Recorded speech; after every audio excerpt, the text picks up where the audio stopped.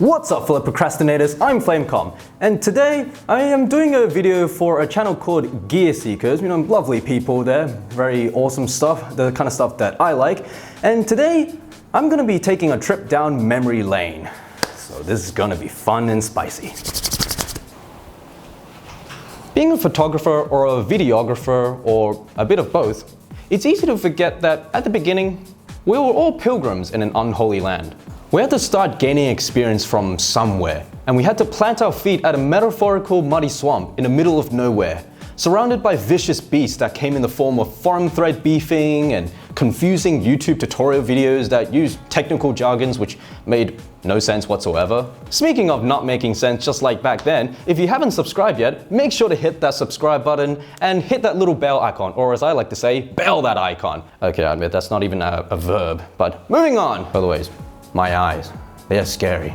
They stare into your soul. Having reached a point where I am definitely more comfortable discussing the ins and outs of camera specifications and storytelling and whatnot, often it's tempting to be spec whoring and forget that what really matters in the end is the story that the camera enables. And this camera, this enabler, this was my journey of humble beginnings. This is the Sony Bloggie. Being that this was my first HD camera, the jump from standard definition to high definition was phenomenal. Though in today's world of 4K and its law of diminishing returns, the footage looks subpar, to say the least. This was the day when using laptop webcams and Windows Movie Maker was the extent of my filmmaking skills, if you can call it filmmaking. Hello everybody. Yes? I went against the trend of using the flip camera, which was all the craze back then and looked really cool to be honest.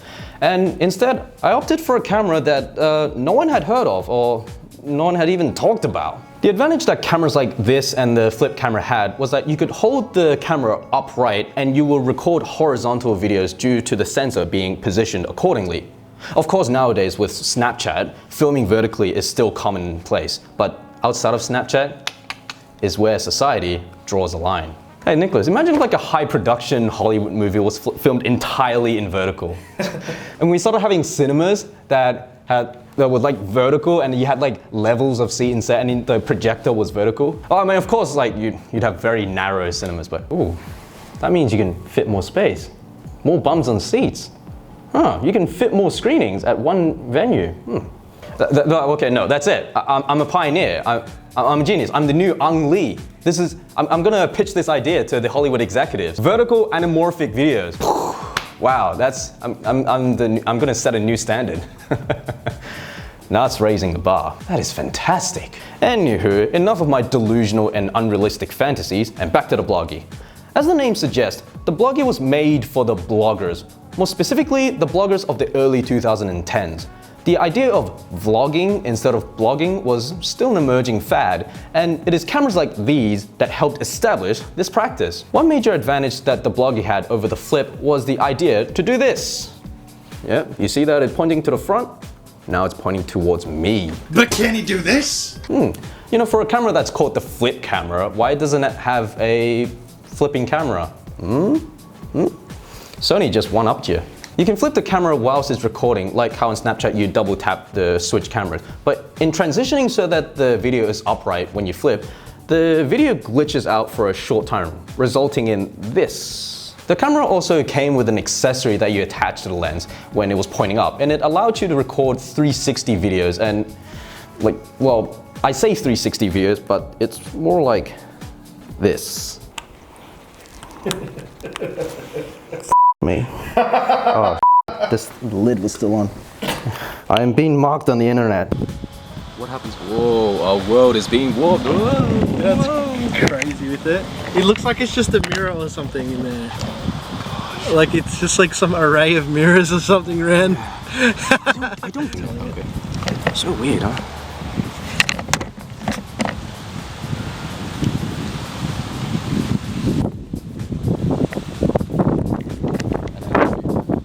Whoa, you can see me, but my head's a black hole. The camera came in 4 colors: white, pink, blue, and dark purple. I got the pink one because it was the only one left, it was cheap, and it was actually used for demo purposes at the counter. You can have any color so long as it is pink. As you can see, the build quality of this camera has definitely degraded over time. It looks like all they did was layer a pink skin over the original white. The design is fragile, especially with the camera and SD card compartment, which is prone to jamming if opened and closed incorrectly. Okay, I have to take a moment to talk about this rubber band. The reason I have this rubber band here is that I was young and I've dropped it a few times. Look, you're young, you don't realize the fragility of the objects around you or your own mortality.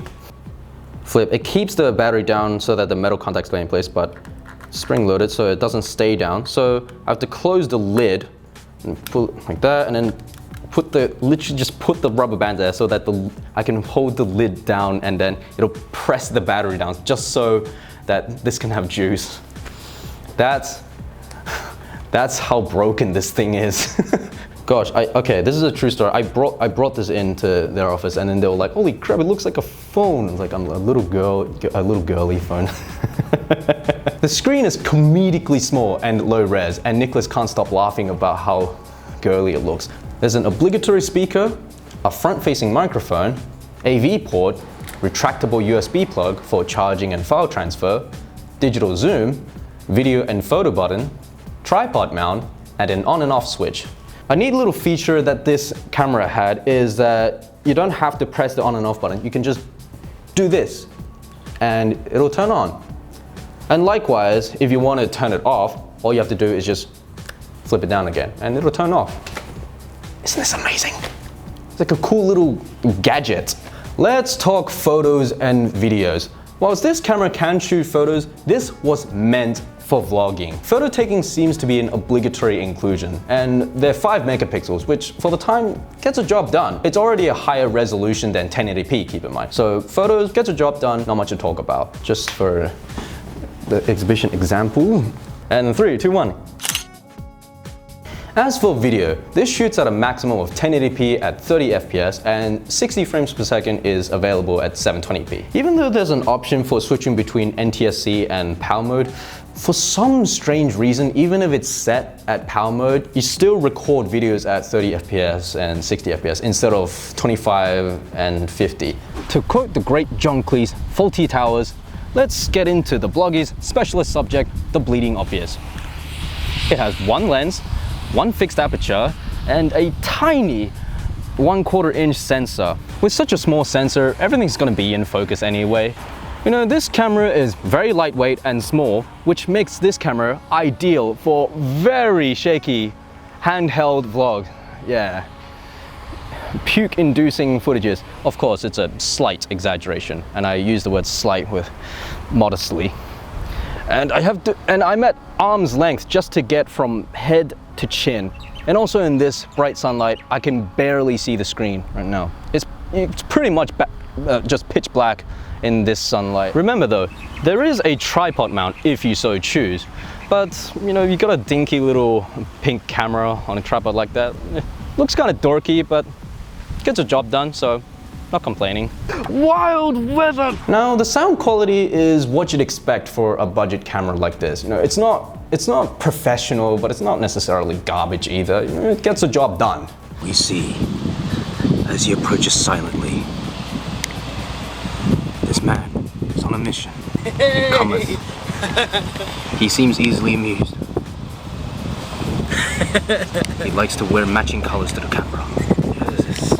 I do find it strange though that for a camera that's aimed at the vloggers, you know, you're able to rotate the camera around to film yourself. But then when you are going around vlogging, the microphone is now facing away from you, which kind of defeats the purpose of having that flipping camera. I sound like I'm pissed off though when I say flipping camera. The mic is only good for filming what's in front of you, like the landscape or the people that's in front of you, which means that the Bloggie is literally only half good. Yes, this is peeling as I speak. Whenever I hold this camera, look at that. It's peeling in front of me. It's peeling. Oh god. So everything is automatic, and for the kids that want to do lighthearted skit videos, this definitely gets the job done.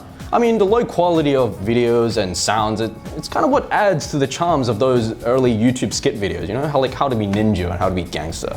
However, do not shoot in low light. When shot in low light, the video visibly produces this slowing down effect, which I can only attribute the cause to it being the shutter speed slowing down in order to compensate for the exposure. Perhaps it's a combination of a small sensor size, low ISO limit, and low bitrate, but I'm talking about being in just a slightly dim room and the video quality takes a nosedive. Don't shoot in the dark or in a slightly dim room unless you're filming for a dream sequence or some flashback where for some strange narrative reasons you're in a dark place, then by all means do it. Do it. Again, it's what the camera enables. You know, that can be a creative exercise. Shoot an entire short film with this. Alfred Hitchcock, to make a great film, you need 3 things. The script, and the script. That brings me back to my main point. This camera is an enabler for beginners.